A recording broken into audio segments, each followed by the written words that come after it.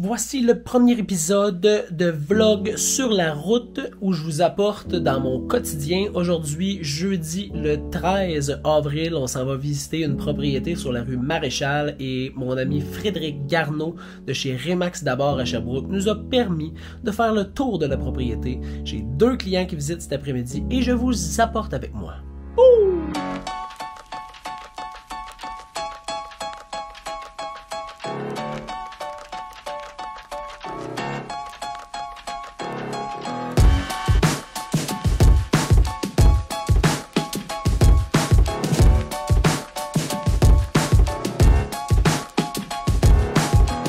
Je viens d'arriver au 4709 rue Maréchal, une propriété qui a tout l'air d'être une reprise de finances. À vrai dire, c'est sous contrôle de justice.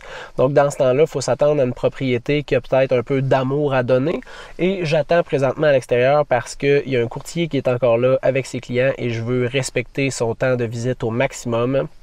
Permettre à ses clients de visiter sans avoir quelqu'un qui le pousse dans le cul en attendant sur le bord de la porte. Donc, j'attends à l'intérieur de mon auto. Et le courtier qui est là, c'est Frédéric Garneau, justement le courtier qui a cette propriété-là en inscription et qui nous permet de filmer à l'intérieur. Ce qui, je sais pas, est-ce que ça va être facile dans les prochains vlogs? Est-ce que ça sera pas facile? Je sais pas, mais là, Frédéric nous permet de filmer à l'intérieur, ce qui est vraiment, vraiment, vraiment plaisant pour commencer ma petite nouvelle capsule de vlog sur la route. Donc, j'attends qu'il sorte de la propriété avec ses clients et je vous fais faire un tour privé juste à vous. On va regarder aussi qu'est-ce qu'on doit regarder dans une propriété comme ça. Puis qu'est-ce qu'on a l'habitude de voir dans une reprise de finances.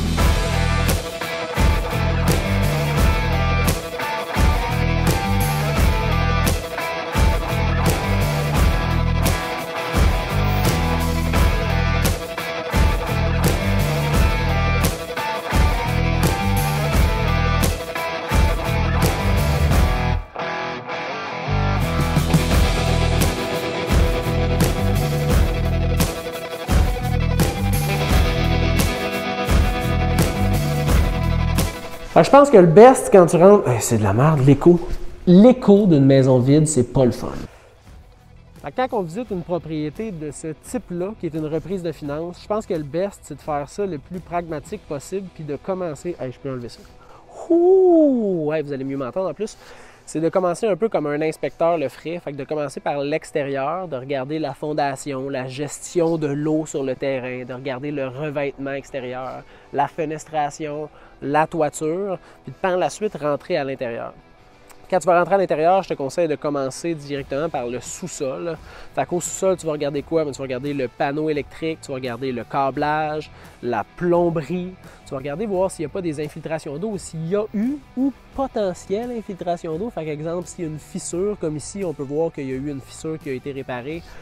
Est-ce qu'il y a encore du suintement? Est-ce qu'il y a encore une infiltration d'eau? Ces choses-là sont excessivement importantes à regarder pour ton projet parce qu'il va falloir que tu injectes de l'argent probablement en entrant. Puis tu veux savoir combien il faut que tu investisses. Par la suite, en montant en haut, tu regardes les gros morceaux comme la cuisine, les caissons de cuisine, le plancher. Est-ce que tu as besoin de refaire ta salle de bain? C'est quoi les morceaux à l'intérieur de ta salle de bain que tu vas avoir besoin de faire?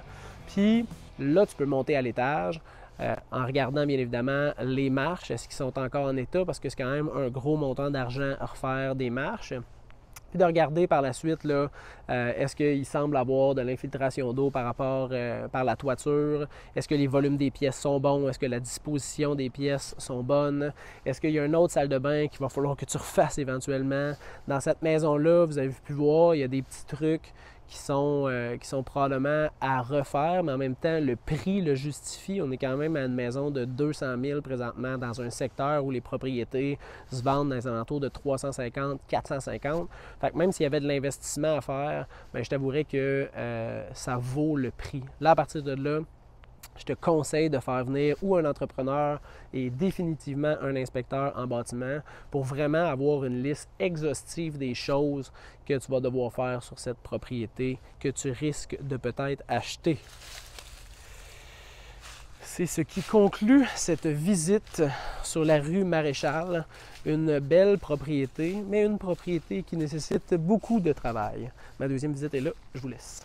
Une minute, ne t'en va pas. J'espère que tu as apprécié ce type de vidéo. C'est quelque chose que je vais refaire régulièrement. En tout cas, je trippe à faire ce type de vidéo-là.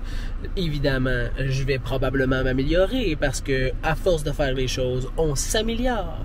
Fait que si tu as des conseils, n'hésite pas à me les marquer en commentaire ou à m'écrire directement. Abonne-toi et mets la petite cloche pour savoir c'est quand la prochaine vidéo qui va arriver en ligne. Et je te souhaite une excellente journée.